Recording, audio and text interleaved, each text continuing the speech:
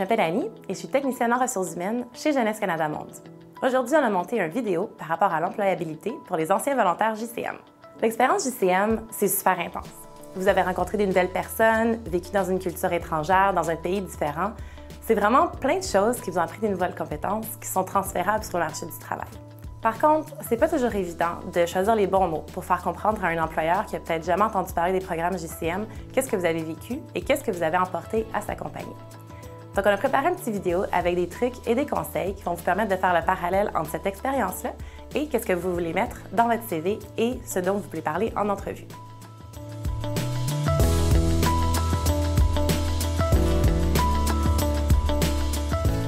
C'est important de savoir reconnaître tes compétences clés, celles que tu as acquises durant ton programme JCM, afin de bien pouvoir te vendre auprès d'un employeur potentiel. On a donc préparé une liste de quelques mots qui pourraient être utiles soit pour le CV ou durant une entrevue.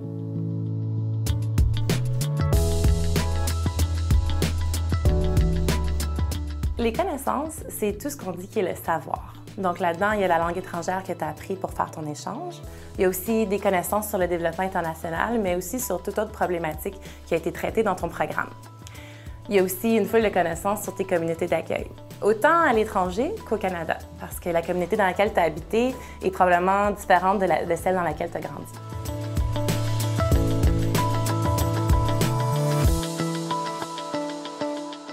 Les aptitudes, c'est ce qu'on dit un peu ton savoir-être. C'est des choses un peu moins tangibles. Il y a le leadership. Ça, c'est savoir comment aborder les problèmes avec une nouvelle perspective puis les résoudre de manière créative. Il y a aussi la résolution de conflits. Ça, c'est quelque chose qui, c'est sûr, qui s'est produit dans ton programme. En habitant avec des gens, il y a des conflits qui se produisent puis tu as sûrement appris à bien gérer ça.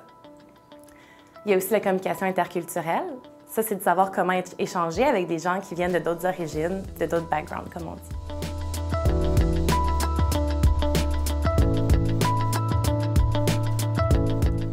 Les habiletés, c'est ton savoir-faire. Ça, c'est des choses un peu plus concrètes, comme faire de l'animation de foule, des choses un peu plus spécifiques peut-être au projet que tu as fait. Travailler sur une ferme, faire de la sensibilisation sur des projets pour la santé, des choses comme ça. Ces connaissances, ces habiletés et ces aptitudes-là sont vraiment recherchées par les employeurs. N'hésite donc pas à les mettre de l'avant, soit dans ton CV ou lors de l'entrevue. Ça va vraiment te permettre de te démarquer des autres candidats.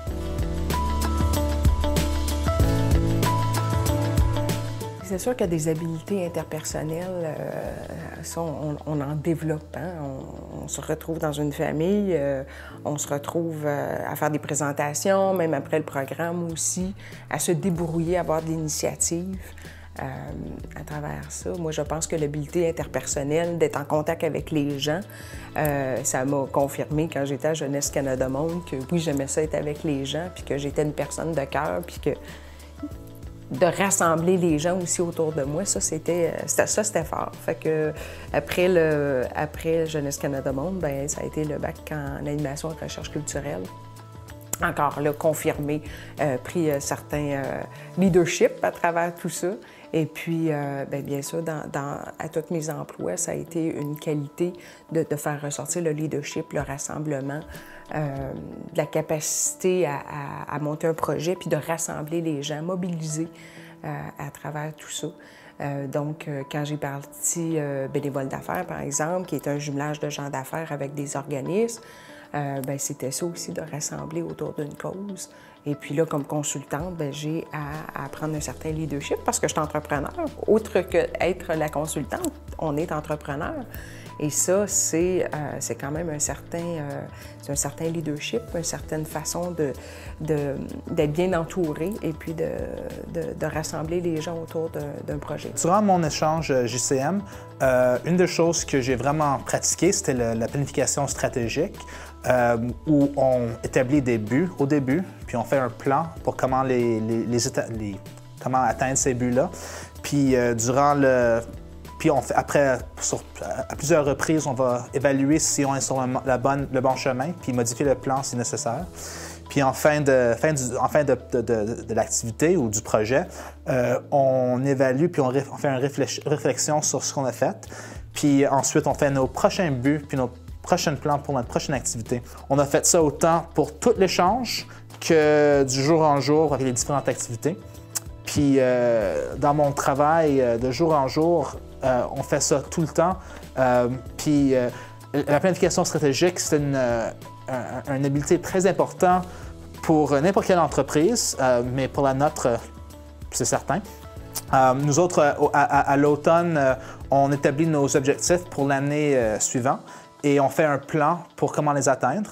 Puis durant la saison, on évalue tout le temps pour voir si les plantes, si on a planté ce qu'on voulait planter à temps, si ça pousse au bon rythme, si les récoltes sont ce qui est nécessaire, si on atteint nos projections de vente. Puis on modifie nos plans en fonction de rester en ligne vers nos objectifs qu'on avait établis.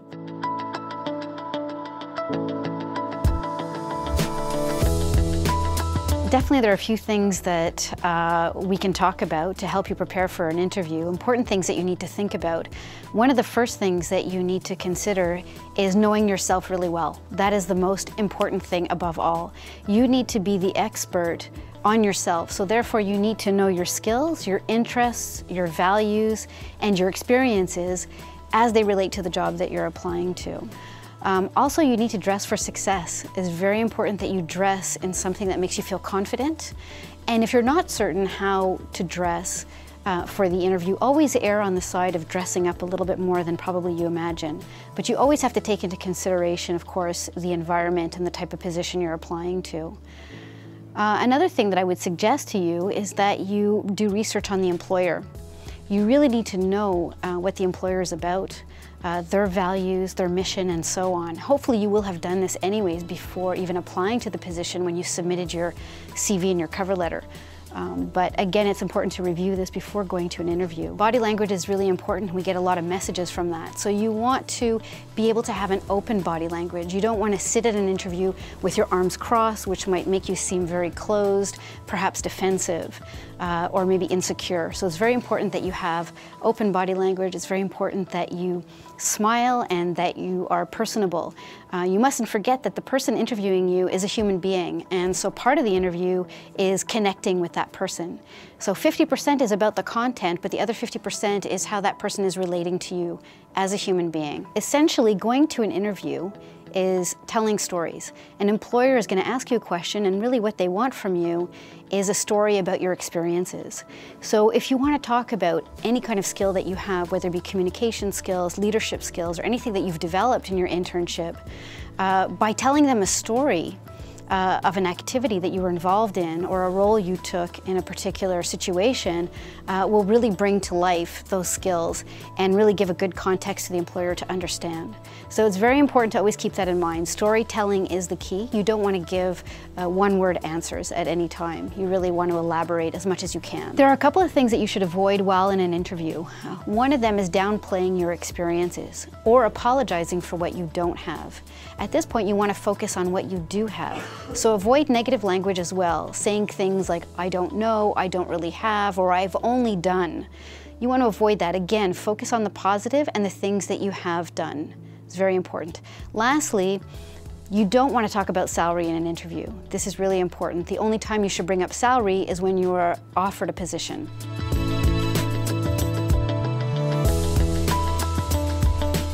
In terms of CV writing, there are a couple of crucial tips that you should always keep in mind. The first one is to never exceed 2 pages. It is very important to keep it to 2 pages, as a lot of employers will not read beyond that. You don't want to overburden them with too much information. The other 2 pieces of advice I would give you, the first one is about the headings that you're using. So for example, work experience, volunteer experience, extracurricular activities. These are headings that everyone uses. But what I would suggest to you is that over time you move away from those generic headings to more targeted, more specialized headings. So for example, if a lot of the experiences you've had over time through internships or through your school have a leadership component, you might want to regroup them all in one section and call this section leadership experience. And that will sound much better than just a generic extracurricular or volunteer.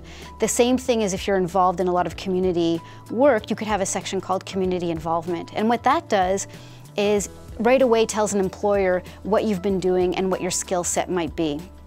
The other thing that I would suggest to you is when you are unpacking your experience, meaning talking about what it is you've done in each of those volunteer experiences or internships or so on, that with each bullet where you're describing it, you use action verbs. Those action verbs are things like organized, planned, created, and so on. If you use strong action verbs, right away we get a sense of what your skill set is. So very important to choose them skillfully and to not repeat the same ones over and over again. C'est pas toujours facile de choisir les bons mots pour expliquer l'expérience que vous avez vécue dans un document comme un curriculum vitae ou lors d'une entrevue.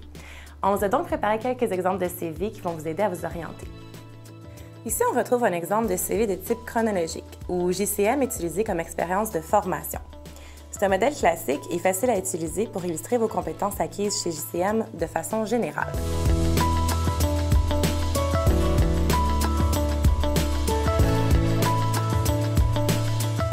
Voici un exemple de CV de type chronologique. Ici, JCM est utilisé comme une expérience professionnelle. C'est un modèle classique. On peut utiliser si certains de vos projets de travail ou activités durant le programme sont en lien évident avec l'emploi que vous recherchez et aussi que vos compétences acquises sont facilement transférables. On recommande de l'indiquer dans une section distincte et non pas à la suite de vos positions rémunérées.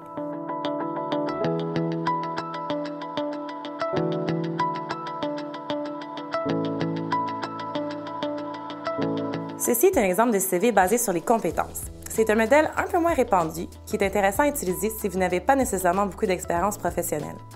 Il permet de faire ressortir les aptitudes et compétences directement reliées à l'emploi pour lequel vous postulez.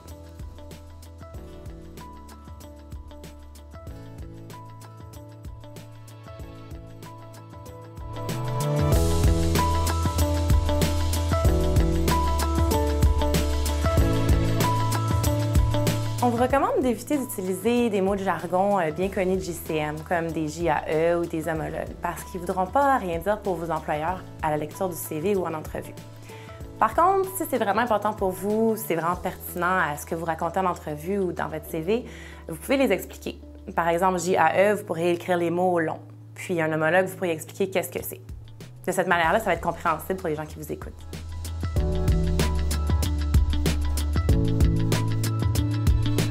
Le fait d'avoir fait Jeunesse Canada Monde a été l'élément qui a fait que j'ai eu mon premier emploi d'avocat.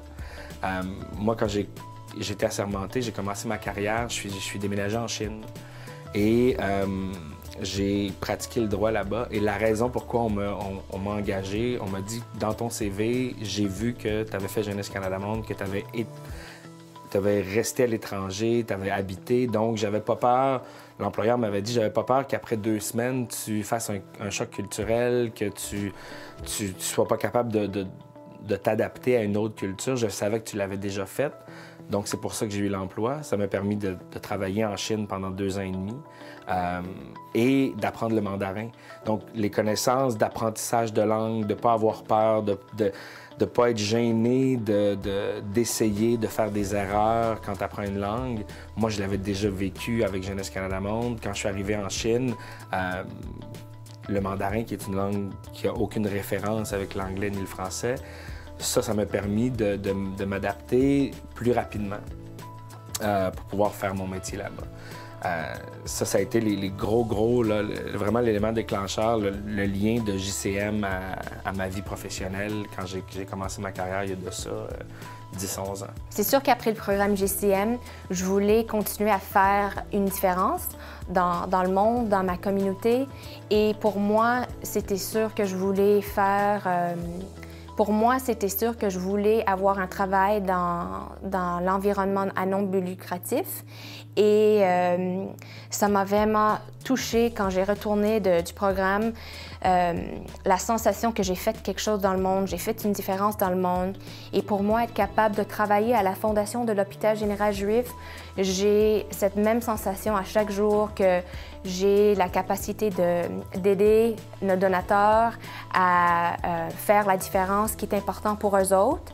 C'est important pour moi à voir les résultats de qu'est-ce qu'on fait avec l'argent, la recherche, les travaux des médecins.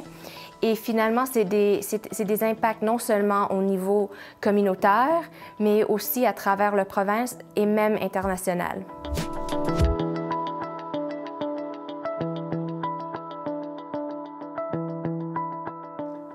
avoir davantage de ressources pour préparer ton CV et te préparer pour des entrevues, on va t'en proposer quelques-unes. Entre autres, il y a les centres d'emploi de ton établissement scolaire ou de ta communauté. C'est vraiment un bon point de départ. Il y a aussi bien sûr l'Internet. Je suis sûre que tu connais plusieurs sites web. Entre autres, comme point de départ, on pourrait mentionner le site jeunesse.gc.ca. Il y a aussi le site web de JCM. On a une section spécialement réservée aux anciens volontaires. Il y a plein de trucs utiles et entre autres des sites web où aller afficher ton CV. Finalement, JCM offre un programme de mentorat. C'est vraiment super intéressant. Durant 6 mois, tu as l'opportunité d'être jumelé avec quelqu'un de ton milieu. En fait, le milieu que tu veux rejoindre dans ta carrière. Tu peux lui poser des questions par rapport au CV, par rapport aux entrevues. Puis c'est vraiment utile d'avoir l'opinion de quelqu'un qui est dans le domaine, parce qu'on sait tous que ce qu'on apprend à l'école, c'est pas nécessairement la réalité sur le marché du travail. Avec ces ressources-là, je pense que tu vas être bien équipé pour faire une bonne recherche d'emploi. L'expérience JCM, c'est riche, c'est vraiment unique et ça va te permettre de débarquer de d'autres candidats sur le marché du travail. Merci d'avoir écouté notre vidéo. On espère que les conseils t'ont été utiles. Surtout, n'hésite pas à rester en contact. JCM offre une foule d'opportunités de réseautage, comme des événements, des activités. Tu vas trouver toutes les informations sur notre site web.